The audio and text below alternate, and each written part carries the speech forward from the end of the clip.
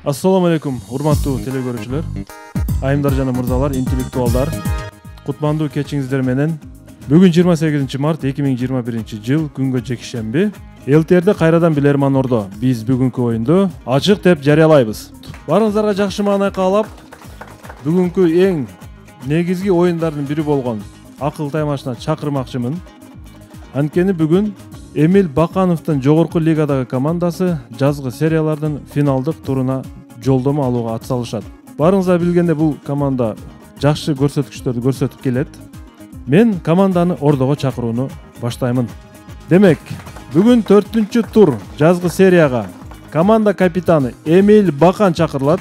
Кеси боюнча тарыхчы, Кыргыз мамлекеттик университетинин магистри, жеке ишкер Ширин Абдисатар кызы, тарыхчы, Учурда Ош мамлекеттик университетинде эмгектенет. Бостонбек Бабаев, Кыргыз-Түрк Манас университетинин туризм факультетинин 3-чү курсунун студенти. Эрлан Алтыбаев, команда мүчөсү, Нарын облусу боюнча интеллектуал клуб координатору. Жомарт Токоев, Кыргыз мамлекеттик медициналык академиясынын дарылоо ишинин 4-чү курсунун студенти.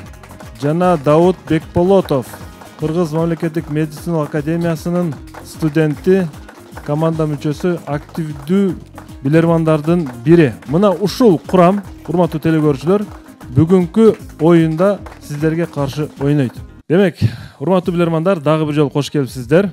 Эмил мырза, манаңыздар кандай, команда оюнга даярбы? Айыбыз жогорку деңгээлде, буюрса команда оюнга ар тараптан даяр. Урматтуу телекөрүүчүлөр, учурдан пайдаланып бардык суроо жөнөтүп жаткан биздин телекөрүүчүлөргө, күйөрмандарга клубтун атынан ыраазычылык билдирип кетебиз.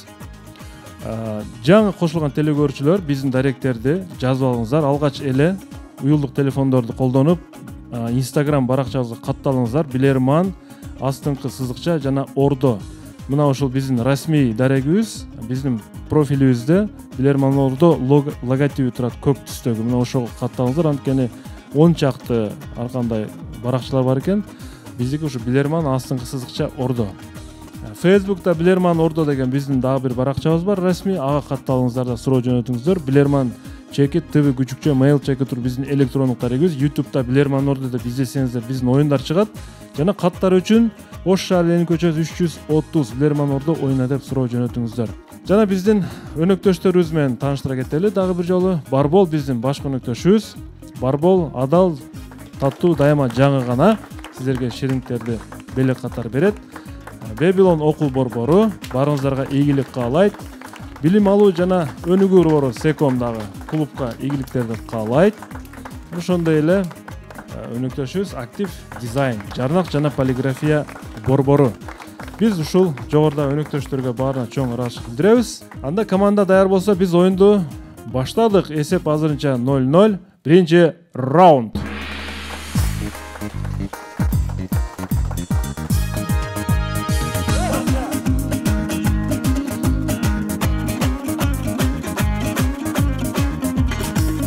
Эмил мырза, бир топтон бери ойной элексиздер. Кандай толкундоолор алгачкы? Эч кандай бир толкундоо жокпу? Толкундоо басым жок, ашыкча. Бир командабыздын оюндарда тарыхына үңүлсөк, командабыз ушулга чейин бардык сезондордо ойноптур, бирок жазгы серияда ойной элек экен. Бүгүнкү оюнубуз жазгы серияларда алгачкы оюн болуп саналат. Мындан бир жыл мурун тагыраагы ушул күндөргө биздин оюн белгиленген болчу, бирок өлкөбүздө жарыялаган карантин режимине байланыштуу оюнубуз калтырылган болчу. Андыктан ошол тарыхый оюнду бүгүн ойноп кетебиз. Өзүбүзгө жаккан эсепте бүтүргөнгө аракет кылабыз. Ийгилик. Ырыскүл Исабекова Нокен районунан сиздерге каршы суроо берет. Урматтуу телекөрүүчүлөр, биз мыкты деп тандалган суроолорго гана акча сыйлыгын бере алабыз. Бардык суроолорго убактылуу азыр байге кое албайбыз. Ошону алдын ала айтып коелу. Ырыскүл Исабекова сиздерге каршы төмөнкүдөй суроону берет. Стивен Кингтин Рита Хейворд же Шоушенкадан качуу деп аталган романынын каарманы Энди Дюфрейн өзүнүн аялын жана анын сүйгөнүн өлтүрүлгөндүгү үчүн өмүр бою эркинен ажыратылат. А бирок Энди Дюфрейн бул ишти атайын жасабагандыгын, бул иштердин баары кокустук экендигин айтат. А бирок тергөөчү револьверден 8 ок атылгандыгына өзгөчө басым жасап, Эндини айыптуу деп табат. Урматтуу билермандар, тергөөчү өзүнүн оюн кантип далилдеген?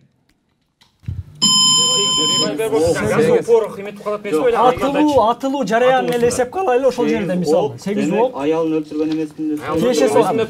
Отказ берип атат булчу. Балким аны башка бир максатта колдонгондур. Мүмкүн немеге револьверге 7 ок батат дагы 8-чи ок.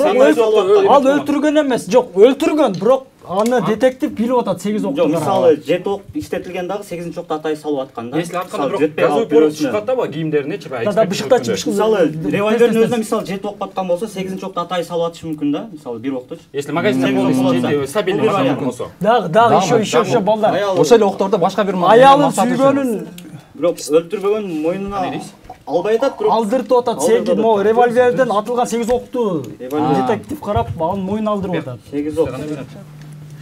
Тартынбай айтабыз, 8 ок, 8 ок. 8 ок, 8 ок. Аялын бирок үмүт атат, отказ берип атат эмне үчүн? Револьверден өзү неге 8 ок болобу? Жок, аны магазинде аргандай болот. Балким 10 ок бар, балким 7 ок атышы мүмкүн. 8 октагы 9 ок. Эмил ким жооп берет? Даутбек болот. Даутбек.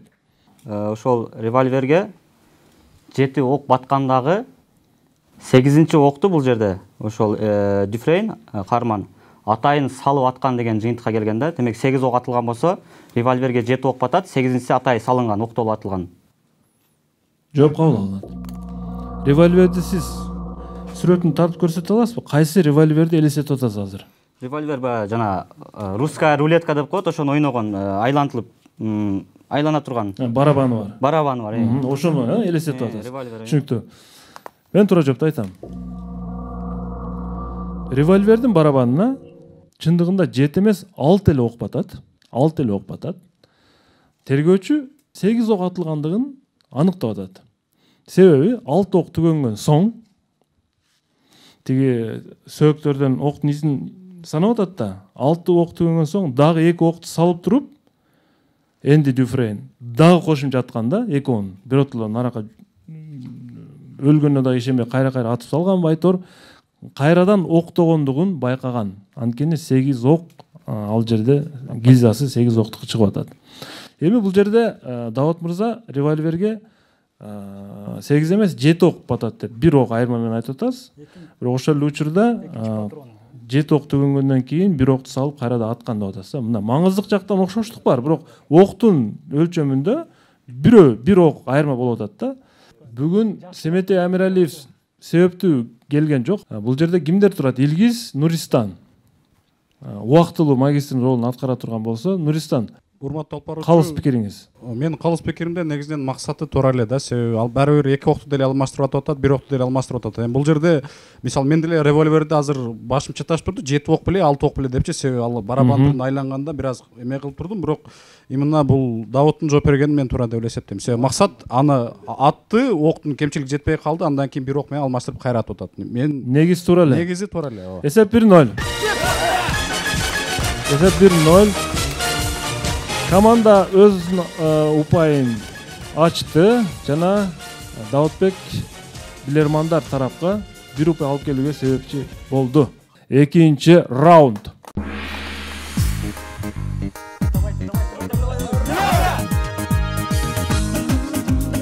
Экинчи раунд. Урматтуу телекөрүүчүлөр, 4-түр жазгы сериялар. Жогорку лигада команда биринчи жолу ойноп атат жазгы турда. Буга чейин Премьер лига үчүн аттанган командаларды көрдүк. Азырынча Калече айымдын командасы Премьер лигага расмий түрдө катталды. Калган командалар бир сезон күтөт. Улан Эркишбаев Аксы районунан силерге каршы суроо берет. Кара Жыгач айылынын тургуну. Урматтуу билермандар. Словакиянын көчөлөрүндө мындай айталык жарыялар көчөлөрдө бар. Мына ушундай жарыяларды байкасак болот. Урматтуу билермандар, мындай жарнамалар менен эмнени жарнама кылышмакчы болгон, кайсы уюм кайсы ишкана мындай жарнамаларды көчөгө орнотот? Кетти минута. Жарын алып келсе айдын формасы болобу? Эгер алманын жарын алып келсе айдын формасы калабы? Же анан эмес? Мен да алманы коюп айтат эмесмин. Гуманитарды коюңуздар. Фотоаппараттарды операция каршы экологиялык тагым болушу мүмкүн. экология деле болушу. Бирок мен башына коюп оюм бар деди негизи баягы. Алма без гумор. Без гумор болушу. Ньютонда болушу мүмкүн. Ньютонго байланыштуу кандай уюм? Физикалык уюм жок да. Бирок эмнеге? Мисалы Баягы жана эмне уюм бар могу мына эл аралык уюмдар, эл аралык уюм бар эле ушул эчби? Кызылай, дагы Скопье, Словакия, Словакия. Европа. Эмне болушу мүмкүн? Папарация деп же. Операция дейт. Жок, ортодо Ньютон окшоп атат да. Бирок Ньютон Ньютон законуна байланыштуу эмеспи? Бирок бак болмок дейсиз. Бак деле кылып тур. Бак эмеси болуш керек болчу балким анда. Алмаларды карап турсаң, алмалар бетине Ортодогу алма кармап турат да могу.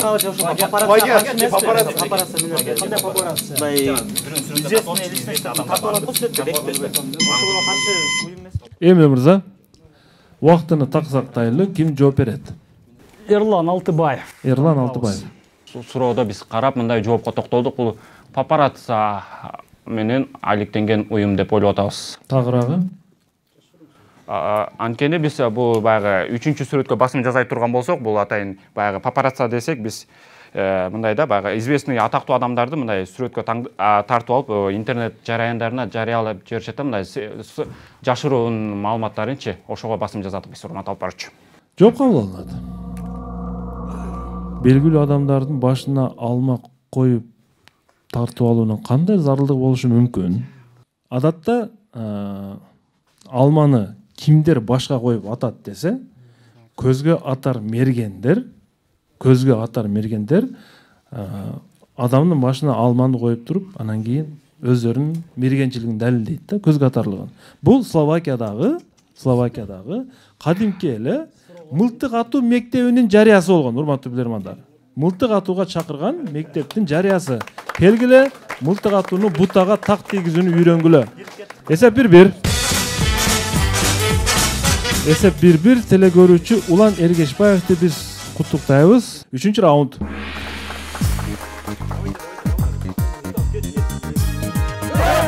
Ширин Айымды сөзгө тарталы. Ширин Айым тарыхчы экендигин биз айттык. Билерман студиясына биринчи жолу отурасыз. Өзүңүздү кандай сезип атасыз? Буга чейин Билерман Ордонун баягы телевидение тармагынан көрүп жүрүп, эрежелерин, баягы атмосферасын жакшы түшүнүп калганбыз. Бирок баары бир баягы оюнда катышуу, бир аз толкундануу, адаптация болуу кичине кыйынчылыктар болуп атат. Эми көнүп кетебиз буюрса. 3-чү раундтан баштап сиз менимче кадыр эсе оюнга киришесиз деген ойдобуз. Абдували Туйчиев, Түп район тургуну, сиздерге каршы суроо берет. Абдували Туйчиев сиздерге каршы төмөнкү суроону берет. Гватемалага барабыз. Гватемалада өзгөчө кайрымдуулук бир уюму бар экен. Алар өлкөнүн жакыр жашаган үй бүлөлөрүн стандарттуу эмес тиричилик техникалары менен камсыз кылып турушат. Тагыраак айтканда, өздөрү колдо жасап, адам күчү менен аракеттенүүчү бир канча техникалык каражаттарды жасап беришет. Жергиликтүү тургундар бул кайрымдуулук фондунан насосторду, аралаштыргычтарды, кырманда иштетүүчү техникаларды жана кофе майдалагычтарды, жада калса кир жугуч машиналарды алышат. Жаңы эмес, булар жасап беришет. Суроо. Бул кайрымдуулук фонду элдерден, сырттагы элдерден эң көп кайсыл буюмду белек катары кабыл алышат анда? Кайсыл буюмду белек катары кабыл алышат? Кеттим. Кофе деген. Кофе белек. Бразилиядан кофени алышат. Ооба, Бразилиядан мисалы кирмашинадан болсо, айына жол болсо, пакта алышы мүмкүн. Насос суу бар. Канализация. Ошондо белекти кимге берип атат? Кимге берип атат? Ыраазычылык иретинде ошол техникалар жок, бул башка уюмга башка элдер берет, а булар ошо Гватемалага алып барып беришет. Мисалы, булар эң көп Эң көп эмеден керексизден банан балким банан, Жок, кофе Керек стандартный деп атпайбы? Насос деді ғой, бірінші насос деді. Балким Насос суу эметип атат. сатым бізден деле бир башка Гватемала кургак өлкө ушунчалык. Гватемалада негизи баягы мисалы булардан да электр неме чыгаруу маселеси жок. Сууну бериш мүмкүн анткени ошого жасаганга эме керек да, балким техника. Жок, кандай буюмду деп атпайбы, кандай Буюмду. нерсе деп атат да, анда кофе же суу болушу мүмкүн да. Кофе же суу. Кофе өндүрүү болсо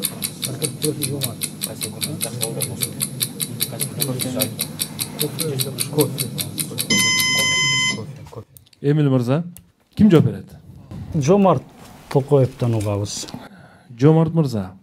Көптөгөн эмелер чыкты, варианттар чыкты. Ошолордун ичинен биздин оюбузча кофе варка берилсе белекке, алар кофени ошол кофе иштетип, кофени белекке алышат деп ойлойбуз. Жооп кабыл алынат. Муктаж адамдар, мен сурооду айтып өтөм. Насосторду, эски иштетилген насосторду, бирок иштейт да мындай. Аралаштыргычтарды, баягы аралаштыргыч, выжималка деп коебуз да мындай, аралаштыра турган. Кырманга иштетүүчү техникалар, кофе майдалагычтарды, жада калса кир жугуч машиналарды алышат дедим. Эми туура жооп.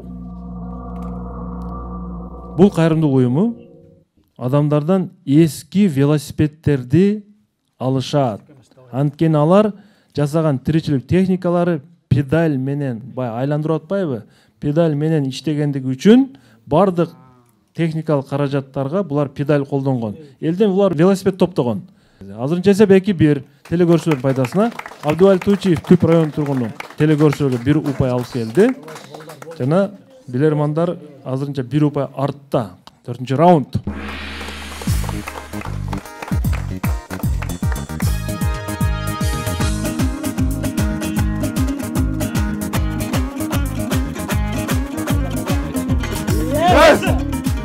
Жомарт мырза, билерман ордодо биринчи олтурасыз, туурабы?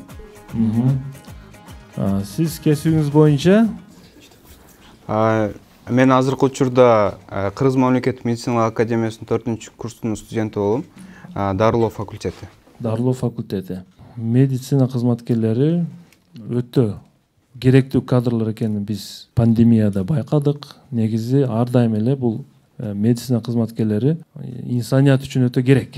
Өзүңүз тандап алган кесип да бул, Жомарт мырза. Ооба. Же ата энеңиз медик болушун керек дедиби? Жок, негизи жаш кезимден бери эле ошол медик болуу мындайча айтканда кыялым болчу, ошого жеткен аракет кылып жатам азыркы учурда. Асылбек Камчыбеков Кызылкая шаарынан силерге каршы суроо берет. Бул мүмкүн эмес, туурабы? Дал ушул жазууну британиялык Грэм Шорт лезвиянын кырына чегип жазган. Бул мүмкүн эмес, туурабы деген сөздү. Ал бул иш аракеттин үстүндө иштеп жатканда күчтүү микроскопту колдонгон. Себеби жазып жаткан жазууну күчтүү чоңойтуу менен гана көрүүгө болгон. Грэм Шорт бул иш аракетти натыйжалуу аткаруу үчүн 150 дана лезвияны бузуп салган. Себеби бир аз эле колдун титиреп кетүүсү бардык иш аракеттин кайрадан башталышына себеп болгон. Эмил мырза, элестетип атасыз, лезвияга жазышты.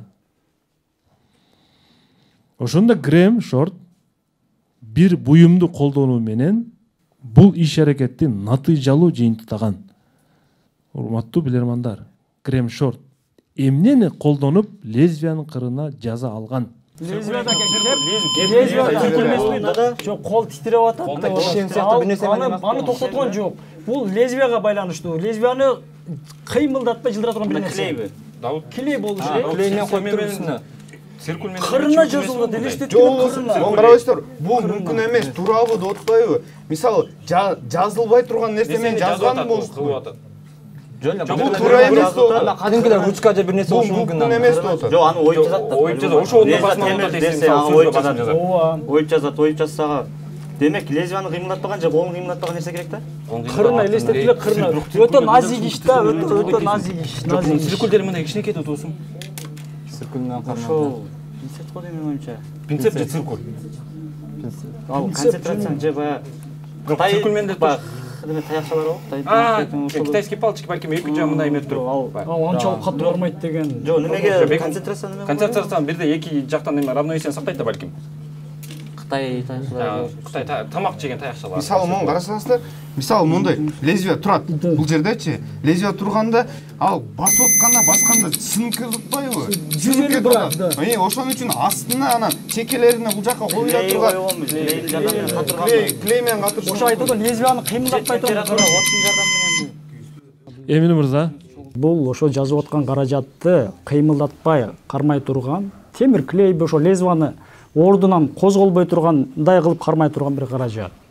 ошентсе кол титире берет да баары, туурабы? Цементтеп койсо дагы.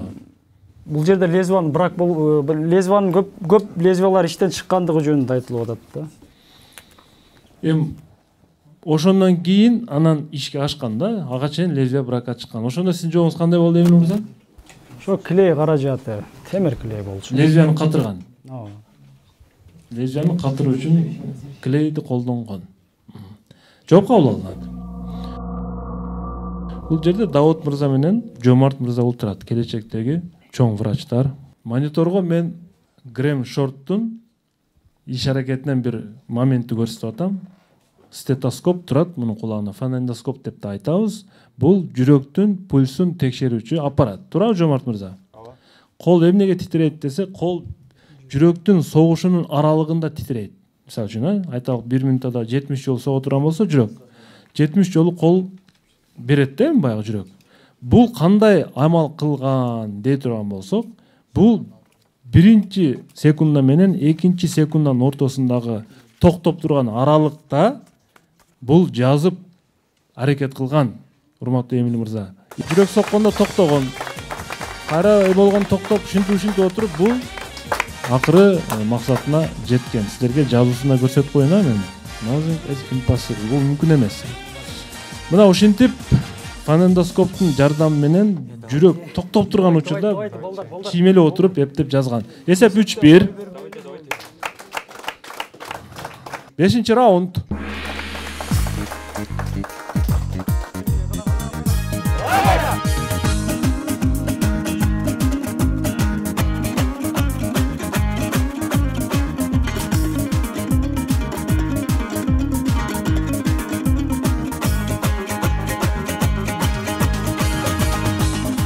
Актив дизайндан суроо.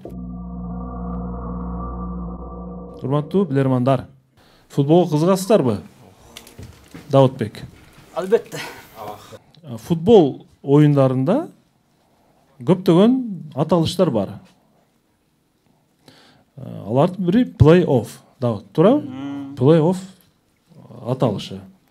Бирок бул шаардагы күйөрмандар плей-оффту жөн эле плов деп жөнөкөйлөтүп алышкан экен. Плей-оффту плов деп. Эми сиздерге суроо.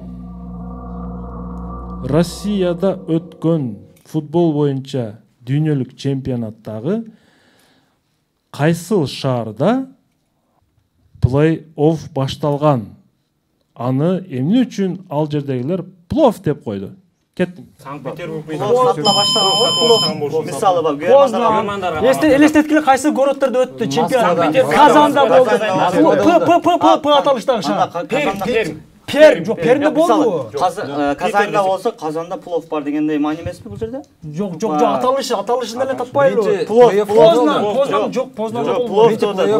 плей-оффту кыскартып коет. Бул шаарда да. Санкт-Петербург кыскартылган Питер деп коет бирок. Эмне үчүн? Себеби бул жерде плов бар. Күйөрмандар плов жасап сатылбады белеби? Күйөрмандарга стадион айланасында шаар. Бул шаарда фанаттар плей-оффту плов деп атаган. Кайсы шаарда өттү? 8 шаарда өттү. Москва менен Санкт-Петербург анткени айта гастарбайтерлер көп, ошон үчүн Москва, Сочиде болду. Самарада болду. Самарада болду. Ростовдо болду. Москвада болду го көбүнчө. Санкт-Петербургда да Санкт-Петербургда башталып берди. Санкт-Петербургда болушу мүмкүн. Петербург, Аргентина менен Франция ойноду. Плов, мисалы. Именно ошол Давыт айтканча плов берилген үчүн Санкт-Петербургда Аргентина менен Францияда клубтан гол болду. Суроо кандай эле? Эмил, Биз Давытбектен угабыз жоопту. Давыт. Оюмча ошол Татарстандын борбору Казан шаарында. Эмне үчүн Казан шаары? Казанда не пышат, плов пышат. Деп ойлойсуз. Ооба. Жооп кабыл алынат. Туура жооп. Футбол боюнча дүйнөлүк чемпионат Россияда болгондугун билебиз. Жана плей-оффту плов деген бул Казан шаарынын тургундары болчу. Жооп туура, эсеп 3-2.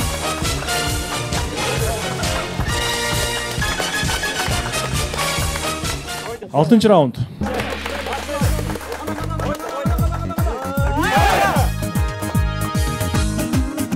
Бирок тамак аш бышыруу аял затына гана тиешелүү өнөр эмес. Эмил мырза, сиз кайсы тамакты жакшы жасайсыз? Студенттик кезде тамактардын көп түрүн эле даярдап үйрөндүк окшойт. Эң эле көп үйрөнгөнүңүз бул менимче куурдак, картошка. Картошка албетте жеңил тамак жана батыраак пыша турган тамактарды эртерээк. Instagram онлайн суроо. Биз Instagram'дан дагы суроолорду тандап баштадык. Мына экинчи жолу кетип атат. Караңыздар, Instagram'дан биз кимди тандадык. Өтө көп суроолор келет Instagram'дан. Азыр болсо Асель Болотбекованын суроосун биз сиздер үчүн тандап алдык Instagram'дан. Ош шаарынын тургуну. Урматтуу билермандар, мониторго көңүл бурабыз. Кимдер кол алыш турганын балким билсеңиз керек, бирок биз алардын жүзүн көрсөтпөйбүз. Маселе алардын жүзүндө эмес. Маселе кол алышууда. Мындай кол алышуу саясий чөйрөдө биз жакынбыз, бири-бирибизди көптөн бери тааныйбыз деген түшүндүрмө менен айтылып келет. Мындай кол алышуу. Сиз азыр Жомарт менен бир кол алышып көрүңүзчү, Эмил мырза, ушинтип. Бирок мурдагы убактарда мындай кол алышууну башкача жоромолдошкон. Мындай кол алышуу эмнени билдирген мурдагы доорлордо? Кеттим. Мамилени үзүн эмес, тескери мааниде колдонгон балким. Ошо неме? Келген эле мен куралым жок. Тарыхка кайрылалы, тарыхта. Кайсы убактарда болду? Билектерин карап отуруп да, билектин кандай маанилери бар немеде? Билек бир дегенде Мисалы, жекеме билек. Куралым жок, бужагым жок деген дагы маани болушу мүмкүн. Бир нерседе жашырган. Куралым жок, кооптонбосоң болот деген. Илгери. Эгер тарыхка кайрыла турган болсок, максатыбыз бир болушу мүмкүн. Жок, тескери маани эмес күрөшүң кылабыз да. Жекеме. Ошол коргонуу үчүн болушу. Коргонуу. Жок, бул дипломатиялык аракет болот. Анда болсо башкача вариантына келип атат да, себебинде курал жок, бул жака жашырып кирген эмес. Же бул эми. Бостон жыктап туруп аракет. Эмил. Бостонбек Бабаевден угабыз. Бостонбек Бабаев. Эгерде ушундай эки эме келип көрүшө турган болсо, дипломатпы же өлкө башчылар, ошол көрүшүп аткан убагында менде курал жок, бизден кооптонбосоңор болот деген маанини билдириши мүмкүн. Эмне үчүн курал жок деп ойлош керек? Мен тунчурашканда? Балким ошол жерде колдонуп, бири-бирин өлтүрүп коюшу мүмкүн. Ошол келгенде эле сайбашы мүмкүн, же эмне кылбаш үчүн, баягы кооптонбош үчүн эң негизгиси. Жооп кабыл алынат. Эгерде тарыхка кайрыла турган болсок, Гладиатор кинофильминде Комат Цезардын Максимус менен урушуп жаткан учурунда жеңилгенине чычалап, ушул жеринен бычак алып чыкканын байкасак болот. Коматтынчы. Демек, бул учурашуу мурдагы учурларда сен бычак же курал алып келбедиңби деп текшерүү максатында ушинтип учурашкан. Жооп туура.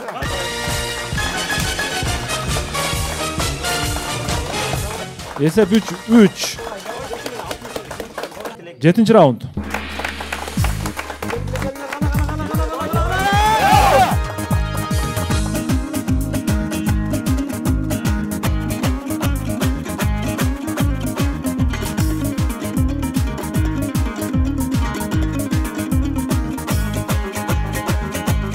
Элмурат Кочкор уулу, Түркия Анкара РЖС университетинин докторанты. Сиздерге каршы суроо берет. Урматтуу билермандар.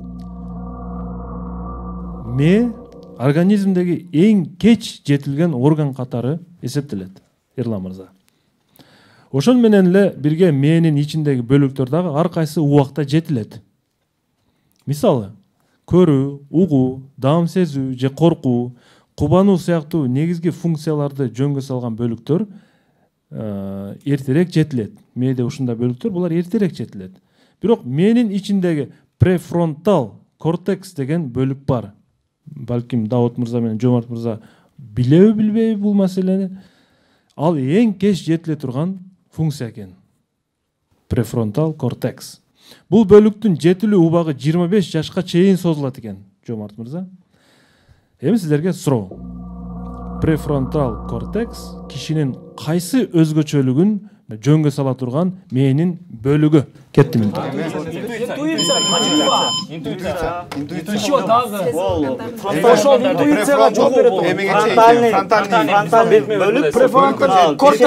Кишине бөлүк Аслында негизинен немеге жооп берет ошол? Ой жүгүртүү, ойлоо, интуиция,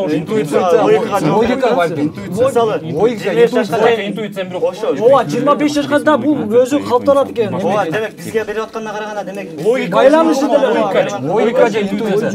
Тиш барбы?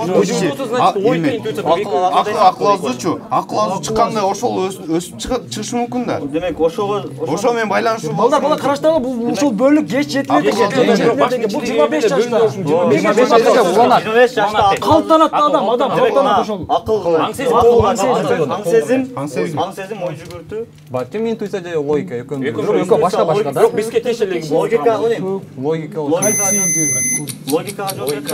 Андан интуиция. Кошуп кетебиз го дейм. Логиканан анда акыл азуу тиштерин кошуп кетиш керек да. Акыл азуу сөзсүз кошулушу. Эмил мырза. Дагы бир мүмкүнчүлүк Жомарт мырзага беребиз, жалпылаштырып. Жомарт мырза. Урматтуу алып баруучу, префронталис кортекс деген бул негизи биздин оюбузча, команданын оюнча 25 жашта ой жүгүртүүнүн толук жетилүү этабы болуп эсептелет деп ойлойбуз. Ой жүгүртүүнүн толук этабы. Толук жетилген этабы. Сиз жашыңыз канчада? 22-де. Сиз толук ой жүгүртүүгө жете элекмин деп ойлойсузбу? Максималдуу, мындайча айтканда, эң жогорку этабына жете элек деп ойлойм. Жооп кабыл алынат. Префронтал кортекс деген мээдеги бөлүк адамдагы аналитикалык ой жүгүртүүнү, иштерди пландоону жана каалоолорду контролдоо үчүн иштеп баягына функцияны аткара турган мээнин бөлүгү. Жооп негизинен туура.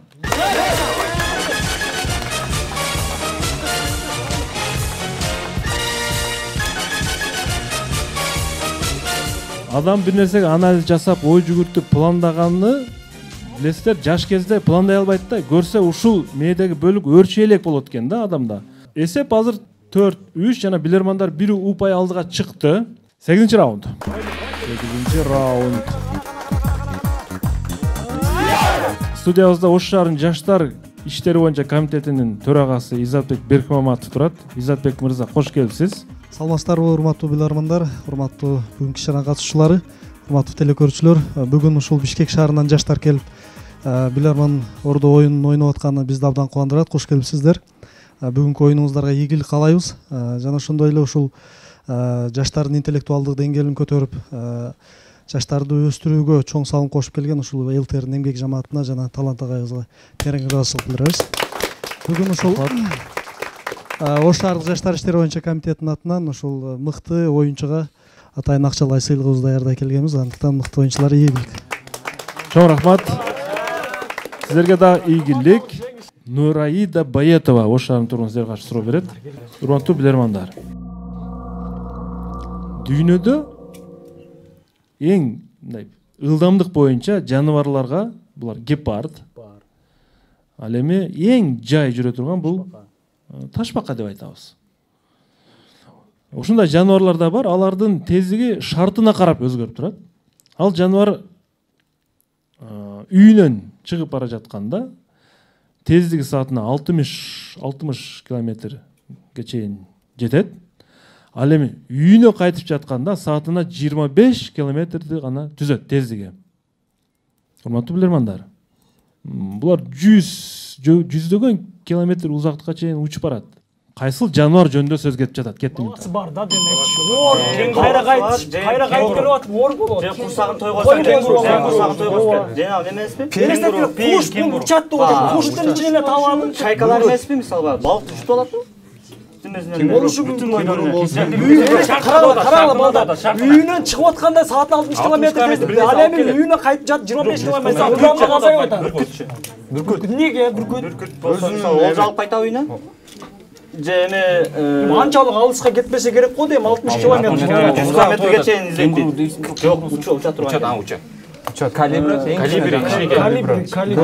бирок бат учат ал. Бат учат бирок кайра жай эмне 25 километр тоюп кайтат. Баласын алып кетет да, ошол. бизде бир жаныбар мисалы ылдамдыгы айсты алып көрсөкчү, мисалы айсты. Айс бар го, жана бала алып келет деп ишенишет го. Немеге мифтерге ылайык. Мифтерге ылайык бар, төрөгөндө жаңы бала алып келет деп. Даг, балдар, кайсы вариант бар? Бул эми канаттуу бирок такуулган 60-25 дейт. Үйүнө кайтып жатып, эми үйүнө кайткан. Эмиль мырза, ким жооп берет? Урматтуу Алпарович, конкреттүү бир куштун атын айтышыбыз керекпи же? Билбейм. Мен билбеймин. Ким жооп берет? Демек, ылдамдыгы үйүнөн чыгып атканда, үйүнө кайтып аткан учурда кескен түрдө азайып атат да бул жерде. Куштунчу. Куш жаныбары деп жооп беребиз. Ал ошол үйдө эми үйүнө кайтып жатып, өзүнө бир олжо же болбосо курсагын тойдуруу максатында салмагы оордоп кеткен үчүн баягы ылдамдыгы азайышы мүмкүн. Ошондо кайсы атын айтпайсызбы? Эми бүркүт болушу мүмкүн, мисалы. Демек бүркүт. Жок, эми маселен да. Жок, сиз атын айт, кайсы жаныбар деп сурадым да мен. Эмиль мырза. Чайка. 3 секунда 1. Чайка, Демек бул чайка. Жооп кабыл алынат. Ачыгын айтайын, мен азыр суроо берип жатып, учканда деп айтып алып мен чочуп кеттим өзүм. Команда тапты эми деп өзүм оозум басып калдым. Тапты депчи. Учат десе, туура эми, бүркүт да учат, чайка да учат, кептер да учат, бал арылар да учат, Эрлан мырза. Бал арылар жөнүндө сөз кетип жатат. Анткени булар үйүнөн учуп баратканда балы жок, жеңил учат. Ал эми кайтып келатканда нектарларды гүлдөрдөн соруп, терип, мындай айтканда жүк менен келет үйүнө. Булар бал топтоп келет. Бал арылар жөнүндө сөз кетип жатат. Эсеп 4-4. Мен чындыгында жооптун жарымын айтып алдым деп чочуп аткам, бирок команда канаттуулар дүйнөсүнө кирип кетти да. Нурислам мырза, туурабы? 9-раунд.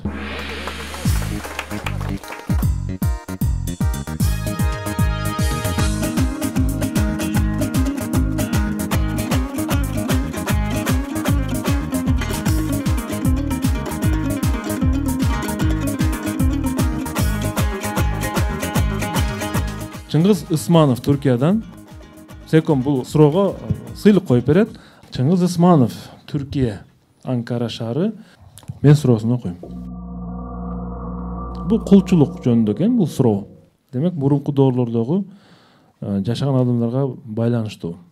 Кул ээлөөчүлөр кол астындагы кулдарына ыйык китептерден сабак бердиртип, аны менен эле тим болбостон кээ бир бөлүмдөрүн жаттатышкан. Мына ошол кулдар жаттаган ыйык китептин бөлүмдөрүнүн бирөөсүнүн мааниси угабыз. Азирети Мусанын Египетте фараондун кол алдында кулчулукта жүргөн калкты, жөөттөрдү кулчулуктан куткарып чыгып кеткени жөнүндө болчу. Чындыгында ушундай. Муса өзүнүн коомун фараондон куткарганга аракет кылды. Бул Куранда да бар. Ыйык китеп китептин ушул кулчулуктан кутулуу бөлүмүн кул ээлөөчүлөр кол алдында кулдарына атайын жаттатышкан. Эми суроо, эмне үчүн кул ээлөөчүлөр өз кызыкчылыгына каршы келген кулдардын боштондугу тууралуу китептерден ошол бөлүм кулдарына жаттатышкан? Эмне себептен алар мындай кылат? Кетти минут. Муса алейхисалам аларды куткарып кеткенден алар чөлдө тентип калышат да. Чөлдө 40 жыл тентип жүрүшөт. Демек, мен колуман качсаң, демек тентип каласың деген. Барган баягы ошо кожоюнуна чын жүрөктөн кызмат кылыш үчүн айтылат да. Кыйынчылык болушу мүмкүн. Муса алейхисаламдын эме кылып ага башибей койгондон Муса өзү да Алла Таала жазалайт да ага башибей дагы мындай башка динге сыйына беришкенде 40 жылга чейин аларды чөлдө тентип коет. Мен оюмча ушулда ошол эмени бирок плантаторлор айтып атат да эмнеге атайын Жактатып атат. жактатып ошол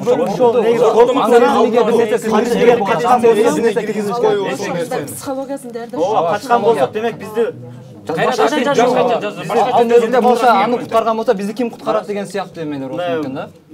Башка вариант алып көрөлү. Коопсуздугуңарды ошол кожоюнуңар гана коргой алат, башка да плантатор элестеткиле эмеде Бул китепте Муса алейхисаламдын өмүр баянында ушундай келет, ушундай окуя болот. ооба талашсыз анан Ошонун негизинен болсун, ошонун негизи болот. Сезимге сиңдип туруп Коркутат да.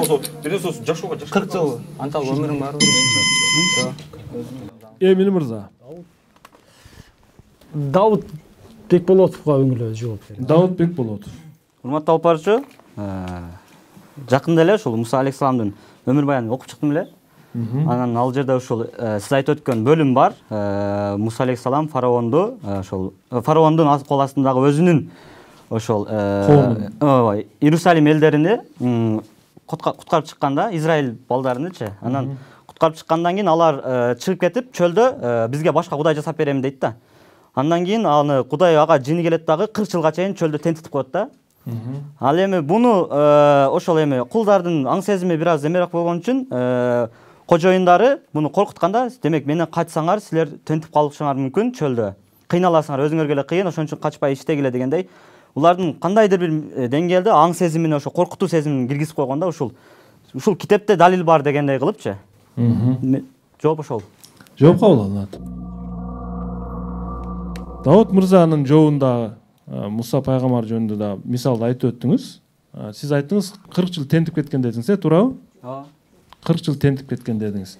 Жоопто айталык проценттик салыштырууга бара турган болсок, кайсы бир деңгээлде Даутбектин жообунда бир аз өзөктөр байкалат. Бирок биз калыстыктан эч убакта тайбашыбыз керек. Кали айым, сиз команда жообуна кандай канааттанасызбы же жокпу? Жок, мен команданын жообуна канааттанбайм. Себеби булар мындай эме жоопторун толук кандуу мындай далилдеп бере алышпады да, бекемдеп. Бул жерде ыйык китеп деп айтып атасыз. Бул жерде Библия жөнүндө сөз болуп атат да. Алар Библиядан окутат. Алар Библиядан окутат. Бир динди өздөрүнүн бай ишенимин таштап, башка динге өтүп, анан кийин кетишкен да. Булар кулдар дагы ошо эгерде жанагы жаттап атканда булардын аң сезимине ушунчалык орногон, демек биз эркиндикке чыгыш үчүн сөзсүз түрдө бул динди таштап, башка динге өтүп, анан ошол бир баштоочусу болуп ошону ээрчип кетиштери керек да. Буларга андай жаңы дин, жаңы баштоочу жок болот. Ошон үчүн булар келечегине ишеничсиз көз караш деген эле маани да. Урматтуу команда, урматтуу билермандар, бир топ талдап көрдүк. Бул суроону телекөрүүчүнүн оюндагы, Давыт мырзанын оюндагы талдап көрдүк.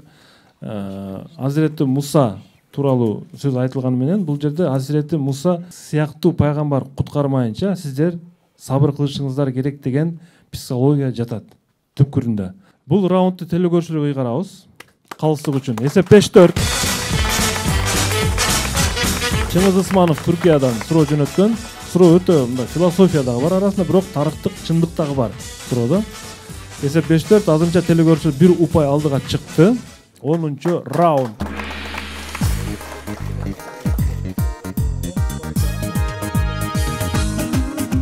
10-чу раунд.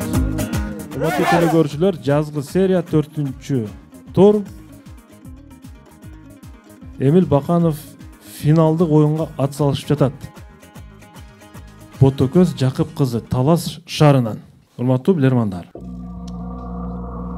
Нью-Йорктун коомдук китепканасында атайын бир бөлмө бар. Кызыгы ал бөлмөдө жыл ичинде тандалып алынган 9 гана жазуучу иштөөгө укуктуу.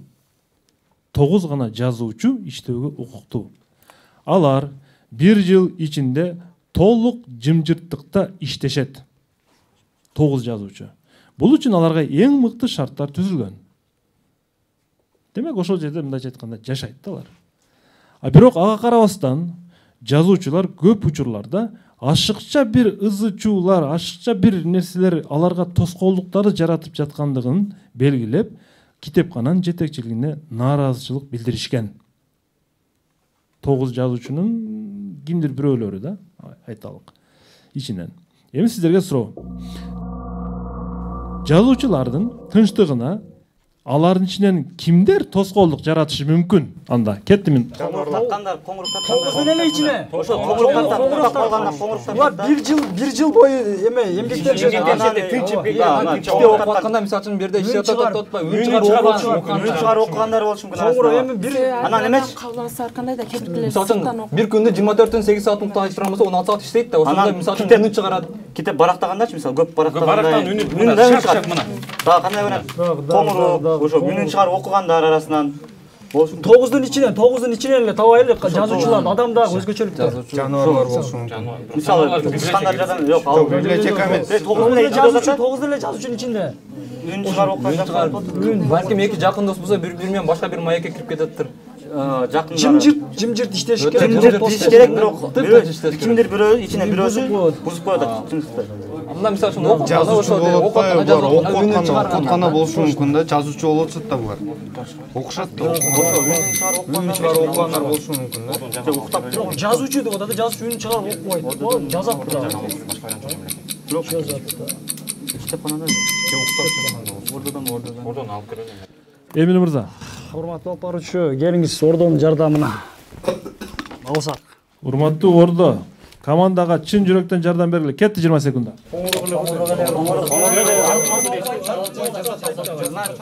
Коңур татыктап калгандан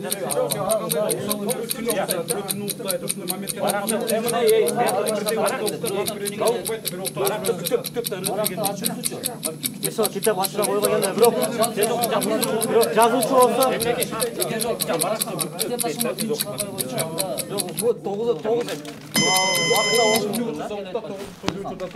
Эмил мырза, убакыт аяктады. Ордон жардамы үчүн рахмат. Ким жооп берет? Өзүм жооп берейин.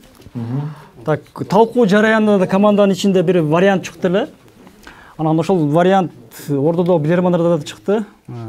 Тилектеш болуп, эки тараптан чыгып калды. Ошол эки вариантты бышыктап туруп, бул 9 жазуучунун кайсы бирөөсүндө коңурок тартуу оорусу бар экен. Ошон үчүн башка жазуучуларга тоскоолдук жаратышы мүмкүн. Коңурок тарткан үчүн. Жооп туура. Коңурок маселеси жөнүндө сөз кетип атат. Билесиздер, жазуучулар ар кандай убакта жазат да. Кээ бир жазуучулар балким көпчүлүгү түнкү тынчтыкты каалайт да, бирок корулдатып бирөө коңурок тартып аткан болсо, кантип жазат? Эсеп 5-5. Чечүүчү 11-раунд. Чечүүчү 11-раунд. Ерлан мырза, илайым эле суперблиз келсин дедиңизби? Келбесин деп атасызбы? Эми тегерен. Марс Орозбаев. Марс Орозбаев Бишкек шаарынан сиздерге каршы суроо берет. Урматтуу билермандар. Көңүл буруңуздар. Фото суроо. Ширин айым, эмнен көрүп турасыз? Бул метродогу бир кызматты аткарган аппарат болушу мүмкүн. Урматтуу билермандар. Суроо. Көпчүлүк мамлекеттердин метросунда, станцияда мына сиздер көрүп турган кара түстөгү сырты ушундай бир айталык болттор менен мындай капталжагында атайын болттор турат да. Мына ушундай болттор менен бекемделген айталык ушундай бир бочкалар бар. Урматтуу билермандар. Эмне үчүн метрого коюлат булар? бул эмне кызмат аткарат чындыгында? Кеттим. Коляскага баягы метро коляскамен киргенде бир нерсе баягы боролор түшүп калса, детальдар түшүп калса, ошону эметкени баягы. Жок, метрода эмнеге бекемделип атат? Ичинде бир нерсе кыймылдабайт. Авариялык абалда бир нерсе алып иштетеби? Авариялык абалда эмне кылып өрт учурунда бирок мунун ичинде эмне болушу мүмкүн? Ичинде бир нерсе болушу мүмкүн да. Ичинде ошо именно суу, кум, жол калтырылган буюмдарды ташташпайбы мисалы? Метрода калтырылган остатка буюмдар жана бюрону акылдап дейсизби? Мисалы биздеги мечиттеги эле садака кутучасына окшош неме эмеспи? Жок, андай көп өлкөлөрдө жасалган. Көп өлкөлөр метросунун элестетиле станцияда ушундай кутуча бар. Бирок кара түсүнө май нерсечи, кара түсүнө. Кара түс жылмакай экен, кара түс. Жылмакай үстүнөн бир нерсе менен жана май менен майлап койгон эмеспи? Метрого керектүү. Кулуптанып атат. Метро керектүү эмне буюмдар болушу мүмкүн? Коляска баягы мисалы метродо авариялык абал болуп, коляскага бирөө эме болду, ошону куткарып алып. Авариялык абалдар. Бирок ичинен эмне алат? Мисалы метронун астына таштар бере турган болушу. Токтотушумбу Метронун астына таштар кандайдыр тормоздун максатын аткаруу. Бирок ким таштайт? Оор болсо эгер ичинде бул култанып атат, балдар ичинде бир нерсе бар. Ошо ичинде Балким арыздар келген болсо, ошо арыздарды ичиге таштатып кийин эме кылабы? Жалобы. Жок, эми андай болсо кутуча эле уюштуруп коет да. Эмнеге кара ичинде же Жок, ошол ичинде иштеген менттерге жалоба ушул сыяктуу бирөөлөргөчү. Себеп мен ойлогом го метронун эле немеси бар, авариялык абалда колдонот го дейм. бирок эмне болушу мүмкүн метродо эмне боюнча? Эмнеге максат эмне? Токтобой калса астына таштаган болсо ойлонуп келет. Дагы башка Бул уну турдуруп коюптур да, бутун коюп, жылмай турган. өрт абалында авариялык Бомс бар. бонус болуш керек. Эмин мырза, отуруңуздар. Убакыт бүттү. Ким жооп берет? Өзүм жооп берейин, урматтуу алып баруучу. Так. Сүрөттө көрсөтүлүп турган бул бочка өзгөчө кырдаалдарда колдонула турган каражатка окшоп атат. Мисалы үчүн. Мисалы эме ошол өрт чыкканда же болбосо станцияга суу каптаганда эме метронун жолун ошондо бир метрону токтотуш максатында, багытын токтотуш максатында колдонуш мүмкүн. Эгер ичинде бир нерсе бар деп ойлой турган болсок, бул жерде мүмкүн каражаттар бар. Эми балта, ключ сыяктуу. Ошол метрого керектелүүчү. Ошондой тезисте келе жаткан поездди токтотуп коюшу мүмкүн болгон каражаттар бар дейсизби? Балка токтото алабы? Эми маселе жаралып калышы мүмкүн, метронун жолундачы ошондо колдонула турган буюмдар болсун. Метронун жолунда маселе жаралып калса, ошого колдонула турган буюмдар сакталат деп атасыз, Жооп кабыл алынат. Толпоручу бир ушундай бир маалымат бар эле, мисалы көпчүлүк учурда метрого жардыруучу аппараттарды коюп кетишет да, анан булар атайын ушундай себеби мисалы жадыра тургандар атайын бир нерсенин ичине салып кетишет, же болбосо урналарга салып кетет деген суроолор болгон. Мен ошодон келип чыгып айтып атам. Мисалы бомбаны, может быть, ушул ичине салып кетсе, балким мен ичинде үстүнөн көрбөй атам, бирок балким ошондой ой келип атат. Ошондой учурларда жарылса дагы адамдарга мындай зыян тийгизбейт го деген ой болуп атат. Ири мегаполистерде мындай бочкалардын, темир бочкалардын коюшунун себеби жогоруда Нуристан мырза айткандай, коопсуздук үчүн коюлат. Анткени билесиздер, көбүнчө терактлар айрым учурларда метролордо болуп калат.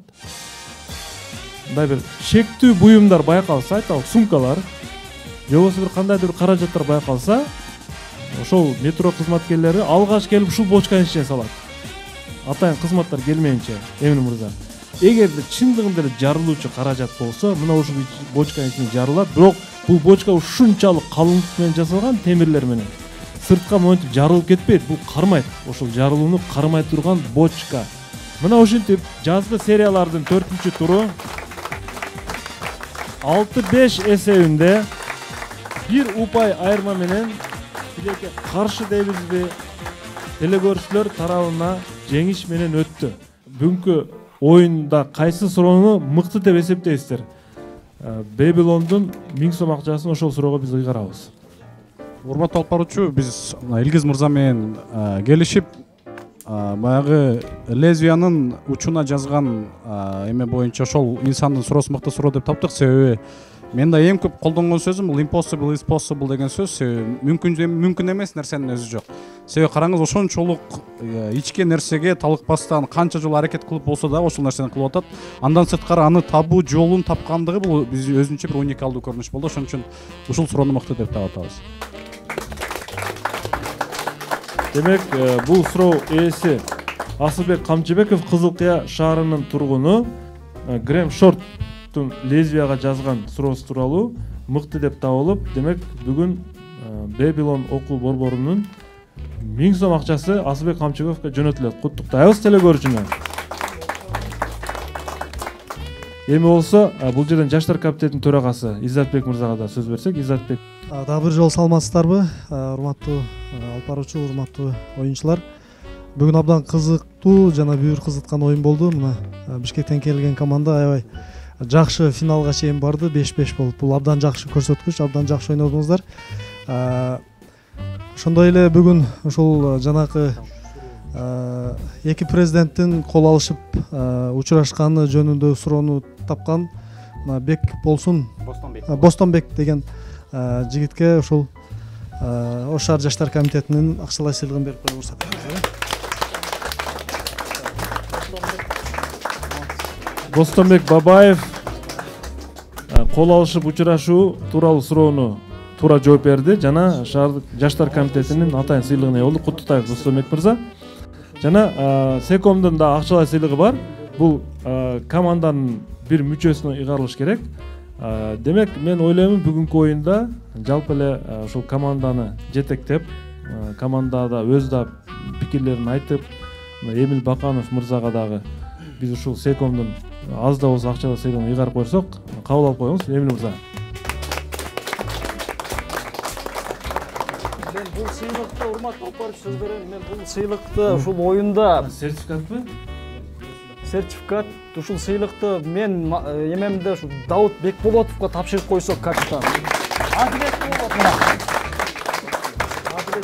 Барбол компаниясынын адал шириндиктери студияга Барболдун токочтору жана Билерман Ордо деген торт. Дауд мырза. Урматтуу алып баруучу, биздин бул Токоев Жомарт экөөбүздү ушул Билерман Ордого келип катышып жатканыбыздын негизги себептеринин бири ушул биздин окуп жаткан альма материбиздин кандай десек ректору Кудайбергенова Индира Орозбаевнага терең ыраазычылыгыбызды билдирип коелу деп чечтик. Себеби ал бизди колдоп кубаттап өзүнүн демилгеси менен бул жака жиберип отурат. Чоң рахмат. Биз дагы ошол окуу жайдын жетекчилигине ыраазычылык билдиребиз. Ушундай мыкты студенттерди окутуп жатат. Ректоруна дагы чоң рахмат, атайын уруксат берип, ушул жака жөнөтүптүр, колдоп кубаттап дегенде. Эрлан мырза сөз сурадыңызбы сиз? Ошо атайын биз өткөндө Нарынагын келип ойноп атабыз. Анан өткөндө биз кайрылып Нармуловский Ашимбаев Сабыр Кулабасовичке кайрылганбыз. Ушундай интеллектуал оюндарды өзүбүз уюштуруп атабыз. Кийин да колдоп бериңиз дегенбиз. Буюрса колдоп берип атат. Ошо колдоого терең ачылмана да иштеш, Нарынга интеллектуал оюндар жайылтып, Нарын атын чыгарат деген ишеничтебиз. Чоң рахмат.